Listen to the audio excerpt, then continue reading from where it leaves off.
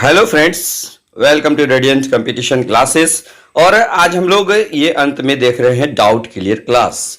यानी doubt clear, आप जहां जहां जिस जिस प्रश्न में प्राय लोगों को कंफ्यूजन होता है उन तमाम प्रश्नों को मैं यहां पर शामिल कर रहा हूं।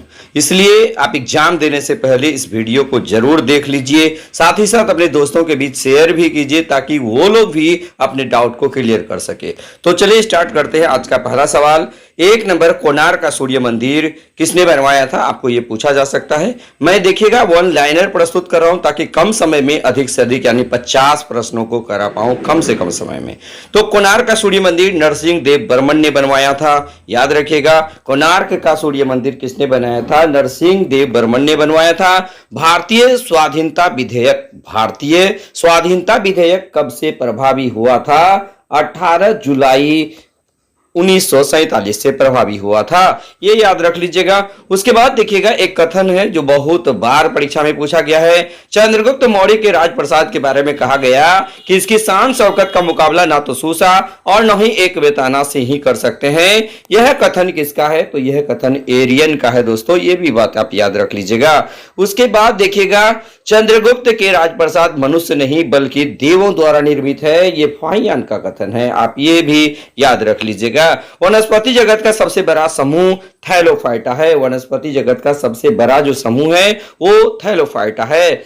उसके बाद देखिएगा कि सॉफ्ट ड्रिंक जो आप पीते हैं, सॉफ्ट ड्रिंक के मुख्य घटक कार्बोनेटेड पानी होता है। सॉफ्ट ड्रिंक का मुख्य घटक कार्बोनेटेड पानी होता है। सल्फर का साधारण नाम क्या है? तो ब्रीमस्टोन जो है ये सल्फर का जो साधारण नाम होता है। सर्वाधिक अभिक्रियाशील हैलोजन का नाम फ्लोरीन है।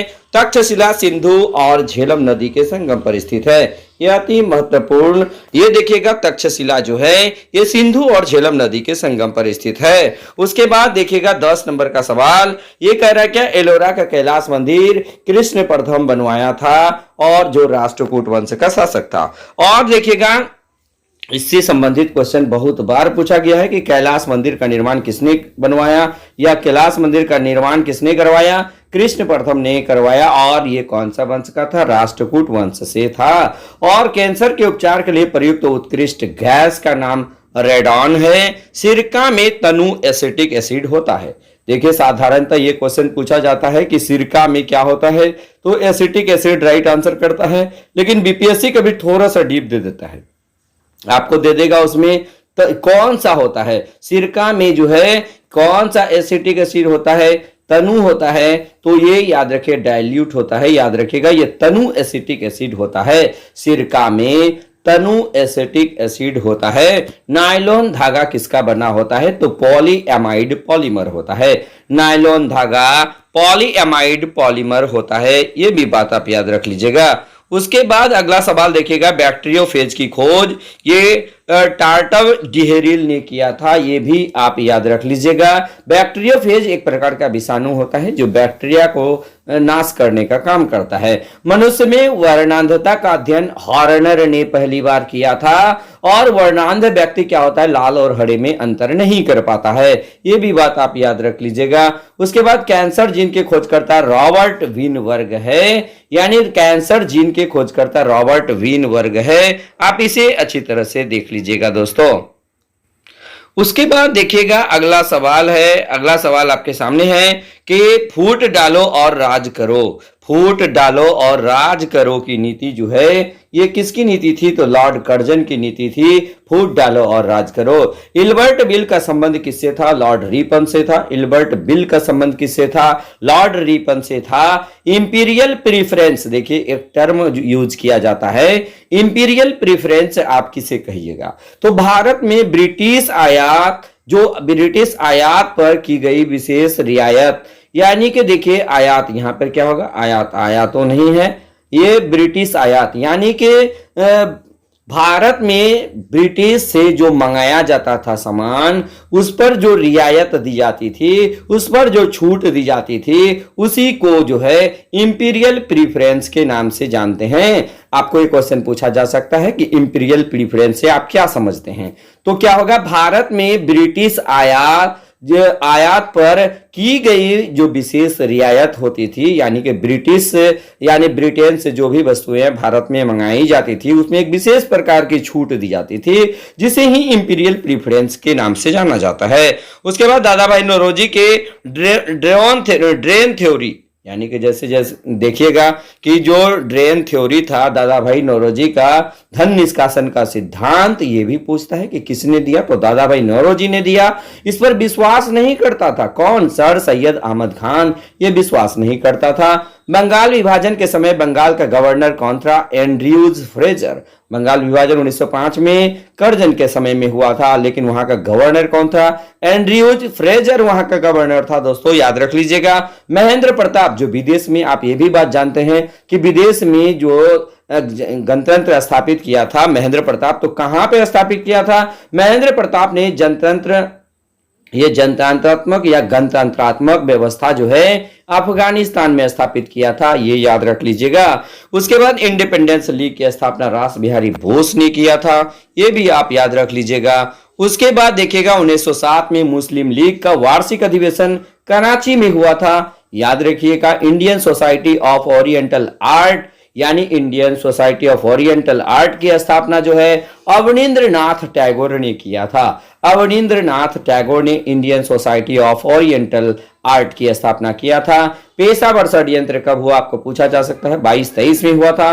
कानपुर षड्यंत्र कब हुआ था? 21 फरवरी 1924 को हुआ था। मेरठ षड्यंत्र कब हुआ था? 20 मार्च 1929 से 33 के बीच हुआ था, याद रखिएगा। उसके बाद देखिएगा काकोरी षड्यंत्र, आपको पूछा जा सकता है कि ये काकोरी षड्यंत्र, जिसको काकोरी ट्रेन एक्शन नाम दिया गया है, ये 9 अगस्त 1925 को हुआ था, याद रखिएगा।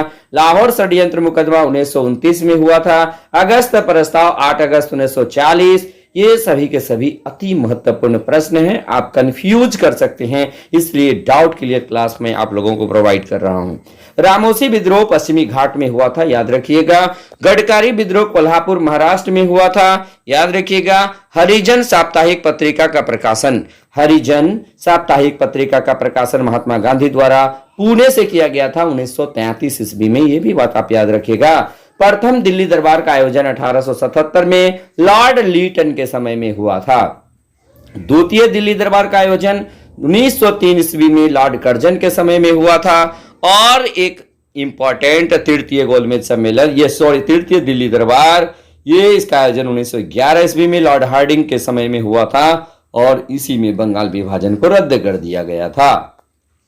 अगला सवाल देखिएगा, अस्थाई बंदोबस्त 1786 में कॉर्नवालिस द्वारा, देखिए कॉर्नवाली हो गया है, ये कॉर्नवालिस आप याद रखिएगा, कॉर्नवालिस द्वारा किया गया था, जिसके तहत 19% क्षेत्र आता था। कितने प्रतिशत? यानी कि अस्थाई बंदोबस्त के तहत कॉर्नवालिस के द्वारा 1786 में इसके तहत 19% भाग आता था। उसके बाद रैयतवारी व्यवस्था कर्नल रीड और हेक्टर मुंडो द्वारा ये 1792 में लाया गया था, और सर्वाधिक क्षेत्र यानी इसके तहत 51% भाग शामिल किया गया था इसके, यानी कि सबसे ज्यादा रैयतवारी व्यवस्था में। और ये सबसे पहले कहां पे लाया गया था? तो मद्रास में लगाया गया था। ये 67वीं बीपीएससी 8वीं वाला एग्जाम में पूछा गया था।